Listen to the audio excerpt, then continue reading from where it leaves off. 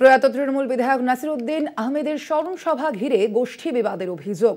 মহুয়া মৈত্রের উদ্যোগে আয়োজিত স্মরণ সভায় অনুপস্থিত রাজ্যের মন্ত্রী সহ বেশ কয়েকজন বিধায়ক।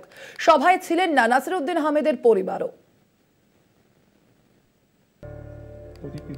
লাল নামে রাজ্য রাজনীতিতে পরিচিত ছিলেন নাসিরউদ্দিন আহমেদ। পেশায় আইনজীবী নাসিরউদ্দিন চলতি মাসেই প্রয়াত হন। প্রয়াত বর্ষীয়া নেতার উদ্দেশ্যে 9 ফেব্রুয়ারি পলাশী মীরাবাজার সার্কাস ময়দানে আয়োজন করা হয় স্মরণ সভার।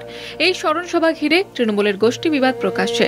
এর আগে স্মরণ সভা একটা হয়েছে, সেখানে আমার ডাক ছিল, আমি ডাক পাইনি, শুনেছি নাকি একটা স্মরণ সভা। আর লালদা দল মত নির্বিশেষে ঊর্ধ্বে, সকলের ঊর্ধ্বে।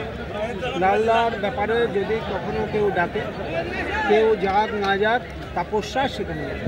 রাজ্যের মন্ত্রী তথা তৃণমূল নেতা উজ্জ্বল বিশ্বাসের নেতৃত্বে আয়োজিত স্মরণ সভা হঠাৎই বন্ধের নির্দেশ আসে রাজ্য নেতৃত্বের তরফে।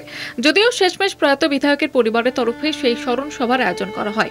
পরে সাংসদ মহুয়া মৈত্রের উদ্যোগে ঘোষপাড়া ময়দানে আরও একটি স্মরণ সভার আয়োজন করা হয়। মহুয়ার আয়োজিত স্মরণ সভায় দেখা মেলেনি কৃষ্ণনগর দক্ষিণ বিধানসভা কেন্দ্রের বিধায়ক উজ্জ্বল বিশ্বাস, নাকাশিপাড়ার বিধায়ক কল্লোল খাঁদের। ছিলেন না নাসিরউদ্দিন আহমেদের পরিবারের সদস্যরাও। যেদিন স্মরণ সভা হয়েছিল সেদিন আমি পার্লামেন্টে ছিলাম, বিমলবাবু শরীর খারাপ ছিলেন, তাপসদার শরীর খারাপ ছিলেন, সেদিন ওরা আসতে পারেন।